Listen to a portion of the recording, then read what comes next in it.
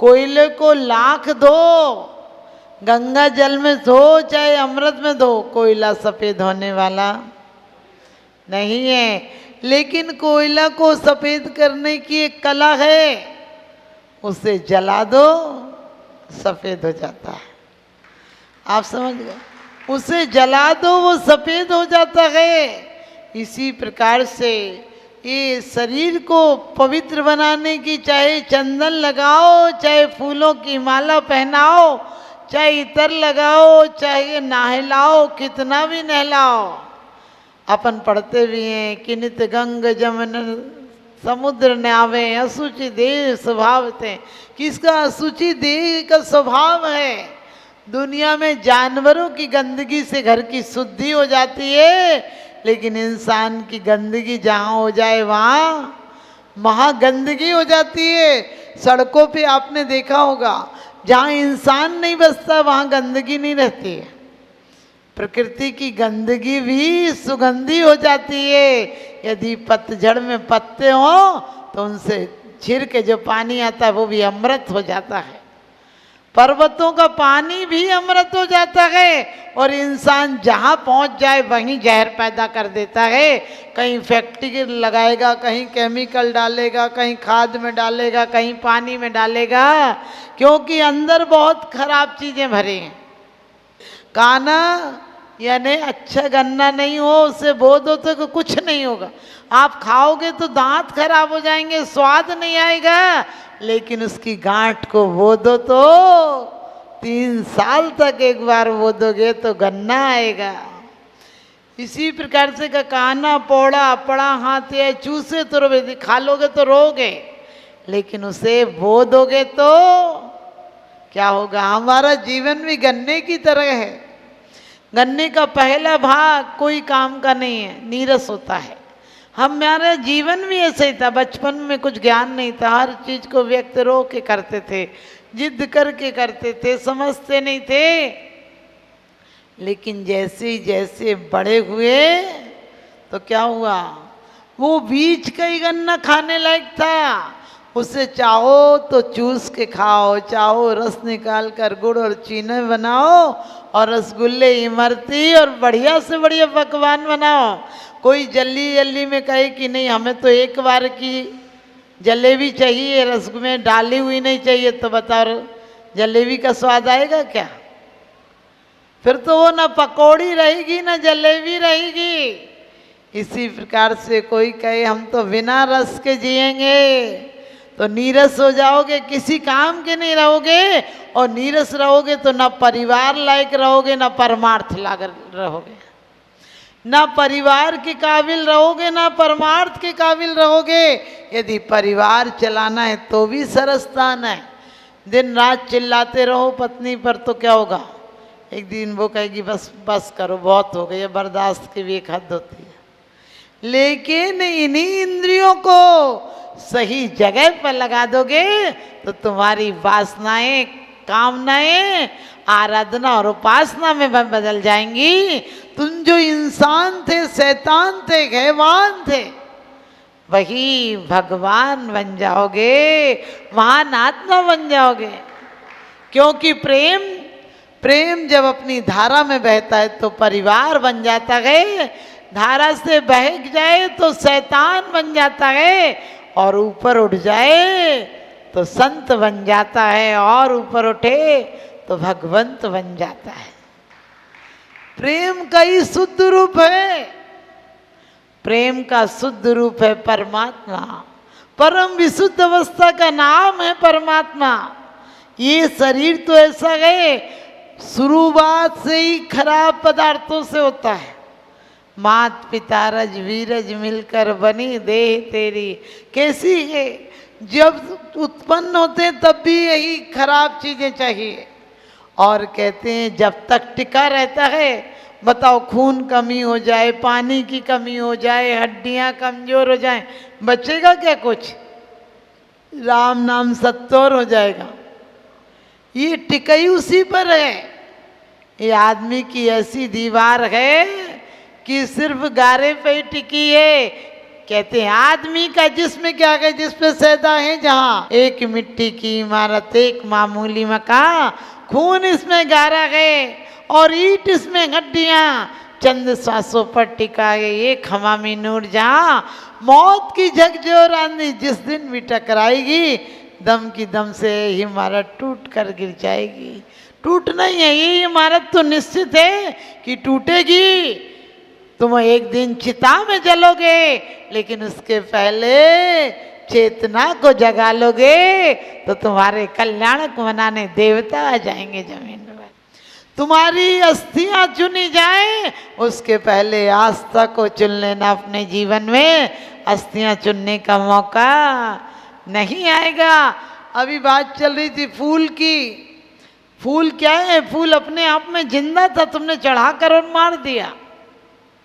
वो अपने आप में, लोग कहते हैं हम गीत गाते हैं, हमने कही फूल तो रोज नृत्य करते हैं, पक्षी रोज गीत गाते हैं, हम ऐसे बेवकूफ हैं, हमें समझ में ही नहीं आता। तुम 2 घंटे कुछ सुना के चले जाओगे और तुम्हारे अंदर वही चल रहा होगा, तो परमात्मा को समझ में नहीं आता क्या कि तुम क्या कितना नकली आदमी है। आप बताओ, आपके सामने कोई ठग बदमाश आ जाए, कोई बाबूजी मेरी सुन लो, बाबूजी मेरी सुन लो, आप इतने पैसे दे दो, इतने पैसे दे दो, तो वो कहेगा भैया समझ में नहीं आ रहा, तो जा रहा है कि बल्कि धक्के दे के निकाल। अब आप समझ लेना, आप रोज पढ़ते हो कि भगवान आप सर्वज्ञ हो, वीतरागी हो, हितोपदेशी हो, और उनके सामने तू कह रहा मेरे न चाहे कचौरी से रत्नत्रय निधि दीजे मुनीस। तू शब्दों से कह रहा, जीवन में क्या चाह रहा है? रत्नत्रय चाह रहा है कि रतन चाह रहा है? रतन चाह रहा है। सच्चाई यही है। अभी कोई कह दे कि रतन चाहिए कि रत्नत्रय चाहिए, तो बोलोगे तो रत्नत्रय चाहिए, और अभी एक रतन मिल जाए तो हालत खराब हो जाएगी, तुरंत भागोगे। मंदिर उंदिर लगा है कहाँ? क्योंकि अपन परमात्मा से इतना ही हमारा नाता है, कुछ मांगने चले आते हैं और मांग पूरी हो जाए तो सच्चा, नहीं तो हम प्रमाण पत्र देते हैं तुम ठीक नहीं हो। ये नहीं सोचते हो परमात्मा सच्चा नहीं है, परमात्मा अच्छा नहीं है, ये नहीं सोचते हो कि हमारा नमस्कार अच्छा नहीं है, हमारे नमस्कार में खोट होगी। क्योंकि वास्तव में विचार करना, हमने कहा कि हम क्या मांगते हैं और क्या करते हैं। हम मांगते तो एक नंबर की चीज़ है। एक आदमी आया और फ़ोटो खिंचवाना था, फोटोग्राफर के यहाँ गया और कहने लगा मेरी फ़ोटो खींच दो। उसने कहा कितने वाली? उसने कहा कितने वाली? मेरी फ़ोटो खींचना है। कहने लगे तुम्हारी खींचेगी, लेकिन बताओ कितने वाली खींचना है। उसने कहा बताओ, तुम बताओ कितने वाली खींचते हो। बोला एक फ़ोटो खींचती है 5 रुपये में, दूसरी खींचती है 500 रुपये में, और एक खींचेगी 5000 रुपये में। कहने लगा हद हो गई बेईमानी की भी। अरे 500 और 5000 क्या मतलब निकला?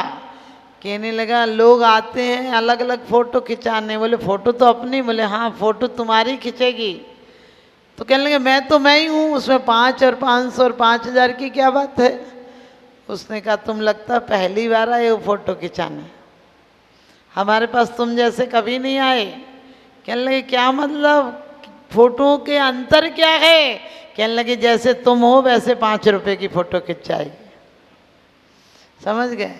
जैसा तुम लोगों को दिखते हो ऐसा 500 रुपये की फ़ोटो, और जैसा तुम चाहते हो कि परमात्मा ने गलती कर दी मुझे ऐसा बनाता, वो 5000 की। समझ गए? आप क्या चाहते हो कि 5000 की तस्वीर बन जाओ? परमात्मा से कहते हो भगवान मेरे अब गुण न चितारो, प्रभु अपनो बिरधि निहारो, दोष रहित कर जिन देव जी, निज पद दीजिए मोय, सब जीवन के सुख बड़े आनंद मंगल। सब जीवों का नहीं चाह रहा, मेरे सब जीवन, जितने जीवन मिले सब में काम करना, तुम यही सुख पाना, सुख देना, और कुछ काम मत करना। और कह रहे मेरे अब गुण न चितारो, तुम अपना काम करो, मेरे कुछ भी मुझे करने दो, तुम अपना काम करो। तुम साइन मारो, मैंने कि किसी अफसर से कह के देखना उसी दिन अंदर करा देगा तुझे। अफसर से कहना मेरी फाइल चेक मत करो, तुम तो साइन मारो और जाओ अपना काम करो। समझ गया, उससे इतनी कहने की हिम्मत नहीं होती है। वहाँ लोकाचार भी तुम इतना बढ़िया से निभाते हो, उसे 10-20 हज़ार का गिफ्ट भी दियाओगे यदि मोटी पार्टी है तो। समझ गए, 1-8 करोड़ बचाना हो तो 10 लाख भी आराम से दे आते हो, और ऐसे दे आते हो जैसे चपरासी जा रहे हो। मालिक कहाँ बनते हो तुम? ऐसे हाथ जोड़ जोड़ के, सर मना मत करना सर, छोटा सा गिफ्ट है, क्योंकि दुनिया बिगड़ ही रही है गिफ्ट और लिफ्ट से। आज समझ गए, दुनिया बिगड़ ही रही है गिफ्ट और लिफ्ट से। जितने खराब केस हो रहे हैं, हमारी ये बच्चियां बच्चे गलत रास्ते पे जा रहे हैं। वो क्या जा रहे, किसी से लिफ्ट ली शुरू में और बाद में उसने गिफ्ट दी और काम खराब हो गया। तो मैं कहती हूँ आज भी हमारे जीवन में गिफ्ट और लिफ्ट नहीं होना चाहिए। कोई नहीं पूछे, माता जी नहीं बोले, बोले माता जी बोलती नहीं। अरे तो तुम ही लोगों से बोलेंगे दिन भर। ध्यान रखना, साधु का तो दर्शन भी हो जाए, कहते हैं वो सौभाग्यशाली हैं जो साधुओं को याद करते हैं, वो परम सौभाग्यशाली हैं जिनके नाम साधुओं के मुख पर आ जाते हैं। और वो महा सौभाग्यशाली हैं जो साधुओं के किसी काम में आ जाते हैं, और वो परम परम महो सौभाग्यशाली हैं जो साधु के पथ पर चलकर एक दिन भगवंत बन जाते हैं। ये नाम भी क्या रखना, नाम तो काम चला हुआ है, अब क्या बोलते, इसलिए कुछ नाम रखना पड़ता है। पहले मेरा नाम जो था तो एक महिला बोली आपका नाम बहुत अच्छा लगता है। हमने कहा तुम रख लो, हम दूसरा रख लेंगे। आप समझ गए, नाम का भी क्या है, कहीं कुछ बोल दो, क्या फर्क पड़ता है। लेकिन नाम में भी हमें वो नाम रखना है जो हमारे महापुरुषों के होते हैं, क्योंकि नाम से कम महापुरुष का इतनी बार नाम तो ले रहे हैं। एक औरत अपनी पति से बोली तुम नाम बदलो, तुम्हारा नाम बुद्धू लाल है। मुझसे सब कहते बुद्धू की बहू आ गई, बुद्धू की बहू आ गई। मुझे बड़ा बुरा लगता। उसने कहा अब नाम कैसे बदलूं, सब लोग तो मुझे उसी नाम से जानते हैं। तो कहने लगी नाम बदलो नहीं तो मैं मायके चली जाऊंगी। अब बेचारे ने बहुत समझाया कि तू लाख कोशिश कर ले, मेरा नाम बदल लेगी तू ही तो लेगी, बाकी लोग तो जो मुझसे बोलते हैं वो ही बोलेंगे। कहने लगी नहीं तो फिर मैं तो नहीं रहूंगी। और एक दिन गुस्से में आके चली गई। रास्ते में जा रही थी तो एक भिखारन मिली। बोली तुम्हारा क्या नाम है? बोली कि मेरा नाम जगदम्बा। बोले अरे जगदम्बा हो के तुम भीख मांग रही हो? फिर आगे गई तो एक जगह एक आदमी खाना बांट रहा था, खाना लेने गई, भूख लगी थी तो वहीं भीख में लग गई। तो कहने लगी तुम्हारा नाम क्या है सेठ जी? कहने लगे गरीब चंद। एक आदमी और भीख खत्म हो गई थी तो कह रहा था कुछ ही दे दो, कुछ नहीं तो जो अंदर का जला हुआ भाग है वो ही दे दो, भूख लगी। उससे पूछा तुम्हारा नाम क्या? कहने लगे अमीर चंद। तो एक आदमी बहुत ज्ञानी पढ़ा लिखा था, कहने लगे तुम्हारा नाम? कहने लगे मूर्ख चंद। तो घर पे लौट के आई और कहने लगी मैं तुम ही बुद्धू लाल ठीक हो, क्योंकि मैंने अमीर चंद को भीख मांगते देखा, गरीब चंद को बांटते हुए देखा, और जगत सुंदरी को कानी देखा, और जगदम्बा को गरीब देखा, कंडा बीनते हुए देखा। तो इससे अच्छे तो अपने बुद्धू लाल। समझ गए? इसलिए नाम कुछ भी रखा जाए, कुछ भी हो, क्योंकि तुम सुंदर सर्वांग शत्रु समरथ नहीं कोई, भूषण वसन गदादि ग्रहण काहे को होई। तुम भगवान सर्वांग सुंदर हो। लोग पूछें आपके परमात्मा दिगंबर क्यों होते हैं, तो आपको पता होगा कभी कभी हम अपनी कमियों को ढांकने के लिए अच्छे वस्त्र पहनते हैं। आपने देखा आप लोग मेकअप क्यों करते हैं? कुछ और लगे। अब क्या और लगोगी? लाइट चली जाए तो सुंदर की जगह बंदर और हो जाओगी। समझ गए? सारा मेकअप जब मेकअप करके आती तो ऐसे लगता है जैसे रंग रोगन करके दीवार तैयार की हो, और जब 2-3 दिन बाद देखो तो आप समझ गए, ऐसे लगती हो जैसे दीवार का पलस्तर उतर गया हो। बिना पलस्तर की दीवार है। ज़्यादा इस शरीर को सुंदर बनाने की कोशिश मत करना। अरे चित्र सबके एक से पेंटर अलग अलग हैं, जाना सभी को एक दिन सेंटर अलग अलग हैं। मत रूप निहारो दर्पण में, दर्पण मैला हो जाएगा, निज रूप निहारो अंतर में, अंतर उजला हो जाएगा। भगवान तुम सर्वांग सुंदर हो, समचतुर संस्थान है तुम्हारा, एक एक अंग ऐसा है कि बस पूछो मत, देखते ही नजर नहीं थकती है। लेकिन सबसे बड़ी विशेषता है, सिर्फ तुम्हारा बाहरी रूप सुंदर नहीं, अंदर भी स्वरूप सुंदर है, इसलिए तुम परमात्म रूप हो। सिर्फ रूप सुंदर नहीं है, स्वरूप सुंदर हो तो अच्छा लगता है।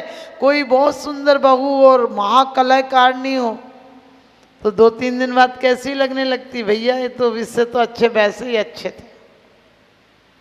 ध्यान रखना, हम लोग गलती यही कर देते हैं, क्योंकि जैसा कि कहा कि परमात्मा आप सर्वांग सुंदर हो, इसलिए आपको वस्त्रों की जरूरत नहीं है, और आपका कोई शत्रु नहीं है, आपका कोई शत्रु नहीं, इसलिए आपको शस्त्रों की जरूरत नहीं है। आप सच बताना, राम किसको मानोगे तुम? राम किसको मानोगे? यदि धनुष लिए हैं तो राम हैं। अब बताओ, धनुष बड़ा है कि राम बड़े हैं? धनुष नहीं लिए हो तो राम ही नहीं, गदा नहीं लिए हो तो हनुमान ही नहीं। समझ गए? यदि गले में सांप नहीं डले हो तो शंकर ही नहीं। हमने कि कैसे हो तुम? भगवान को भी कहीं समुद्र में पटक दोगे, कहीं उनके गले में सांप डाल दोगे, तुम किसी को फांसी पे चढ़ा दोगे, किसी को पत्थर मारोगे। पारसनाथ पर भी पत्थर फेंके तुम, जब तक कोई आग में नहीं तप जाए तब तक तुम्हें परमात्मा ही नजर नहीं आता। और मरे परमात्मा को तुम बहुत इज्जत देते हो, समझो। जब तक कोई जिंदा रहता है, कहते हैं जब तक जिंदा था तो पूछने नहीं आए, आज घर पर बैठने चले आ रहे हैं, समझे। जब तक जिंदा है तो कोई दो वक्त बैठता नहीं है, जब मरते हैं तो तुरंत बैठने चले आते हैं। जब जिए थे तो 2 बोल नहीं बोले, अब मरने के बाद कह रहे कुछ बोल जाओ, कुछ बोल जाओ। अब क्या करेगा बेचारा बोल कर? इतने साल बोल गया तब कुछ अच्छी बात नहीं बोल गया, इतने साल कोई अच्छे काम नहीं कर गए। तो ध्यान रखना, हम एक एक इंद्रियों को, क्योंकि एक बार किसी का फ़ोन बज रहा था तो मैंने कही फ़ोन बज रहा है, बोले नहीं वो दूसरी जगह उठ जाएगा। हमने कि मतलब, बोले दोनों जगह उठ जाता है। तो आपको भी परमात्मा ने कान दिए हैं, दोनों जगह उठ जाते, दोनों से सुनाई पड़ती है। लेकिन क्या सुनना? गंदे गीत सुनना या भक्ति संगीत सुनना, ये तुम्हारे कानों पर निर्भर है। क्योंकि तुम्हें हाथ दिए हैं, अब तुम पूजन करते हो या किसी की हिंसा करते हो, तुम्हारे हाथ में पूजन की थाली आती है या चाकू किसी को मारने आता है, तुम्हारे ऊपर। हाथ का क्या दोष है? पैरों से तुम तीर्थ जाते हो या शराब खाने जाते हो, पैर दोनों जगह पहुंचा देते हैं। पैर शराब खाने भी पहुंचा देते हैं और मंदिर भी पहुंचा देते हैं। एक बार एक जगह एक राम मंदिर था, कुछ लोगों ने कहा राम के भक्त कमाने लगे, इसे कृष्ण का मंदिर कर दो, तो राम के बंद हो गए, कृष्ण के आने लगे। फिर लोगों ने कहा इसे चर्च बना दो, तो दोनों बंद हो गए, ईसाई लोग आने लगे। फिर किसी ने कहा इसे मस्जिद बना दो, तो सब हिंदू बंद हो गए, मुस्लिम लोग आने लगे। किसी ने कहा जैन मंदिर बना दो, तो जैनी आने लगे, बाकी सब बंद हो गए। लेकिन फिर एक बार एक व्यक्ति ने कहा एक बार करके तो देखो, इसे क्लब बना दो, इसे क्लब बना दो। आप समझ गए, सब आने लगे। यानी परमात्माओं में तुमने भेद कर रखे हैं, गलत जगह तुमने भेद नहीं कर रखे। तुम कैसे पुजारी हो कि परमात्मा भी को भी तुम कहते हो ऐसे होगे तो मानेंगे। अरे कैसे भी, कई लोग हमसे कहते माता जी ये मूर्ति सही की, ये मूर्ति सही। हमने कहा हमें मूर्तियों में सब सही नजर आता है, उनकी मुख मुद्रा नहीं, उनकी अंतर मुद्रा नजर में आ जाए तो सब कुछ नजर आता है।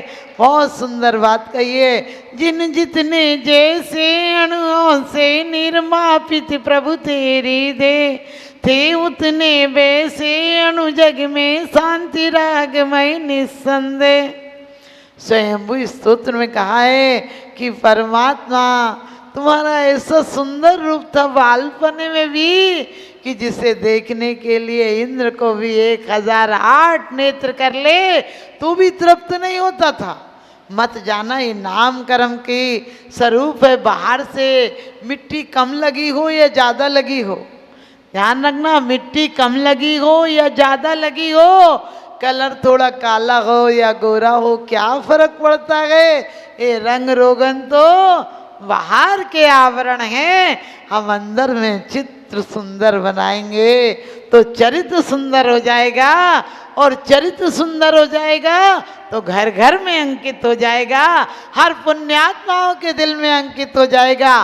क्योंकि आपको पता है पहले हमारे घरों में चित्र महापुरुषों के लगे होते थे,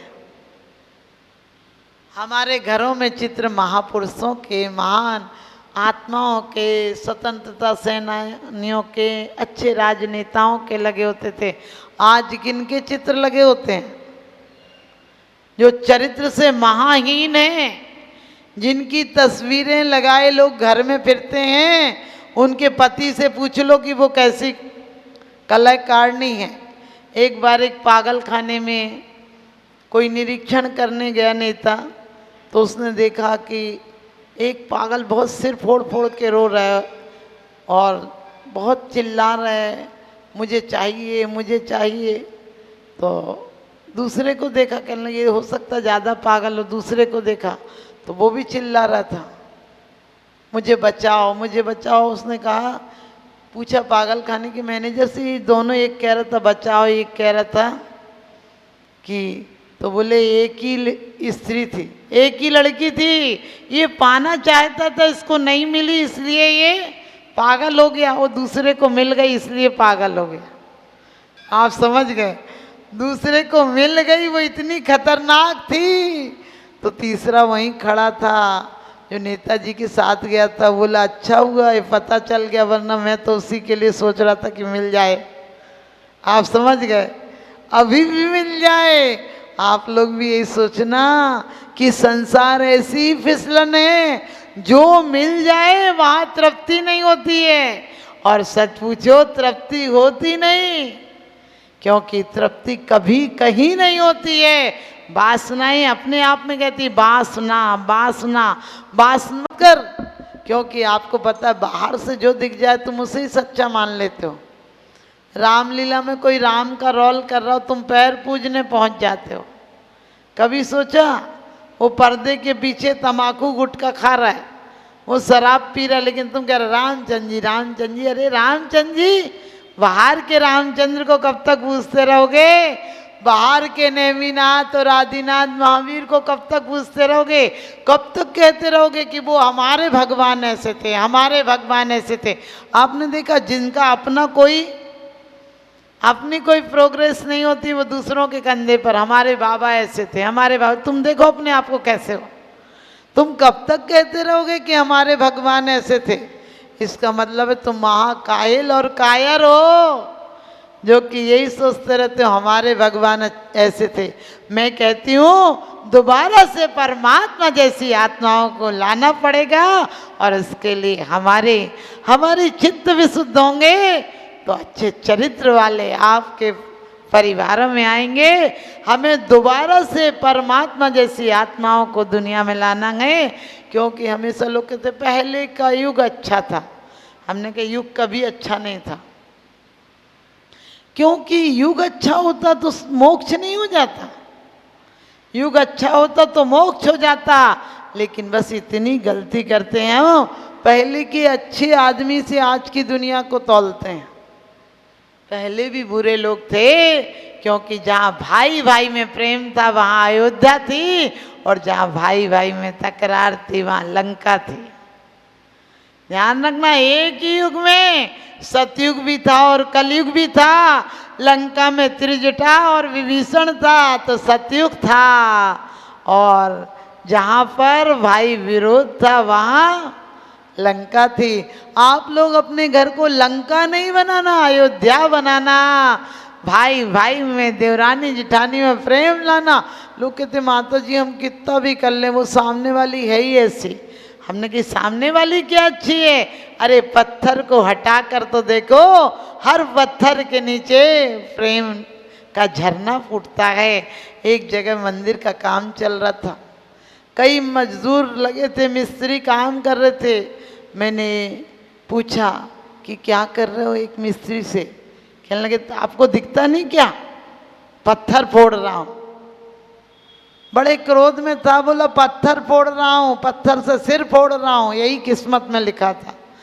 दूसरे से पूछा, उसने कहा कि क्या बताएं, बस पत्थर तोड़ते तोड़ते आजीविका भी पल जाती है, ये भी हो जाता है। थोड़ा सा कम उदास था लेकिन अच्छा नहीं था। तीसरे से पूछा, कहने लगे बच्चों को पालने कुछ तो करना पड़ेगा, तो यही काम कर लेते हैं, बच्चे पल रहे हैं, ठीक ठाक जिंदगी चल रही है।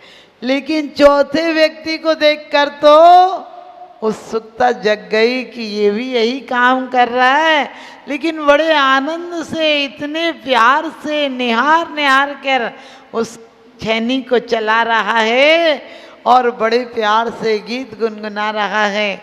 मैंने उससे पूछा भाई क्या कर रहे हो? कहने लगा हमारा सौभाग्य है, जो परमात्मा दुनिया को बनाता उस परमात्मा को मैं बना रहा, उस परमात्मा को मैं बना रहा हूँ। आप भी अपने जीवन में ध्यान रखना, हम अपने अंदर अपनी आत्मा को परमात्मा बना कर जाएंगे, अभी नहीं तो कभी नहीं।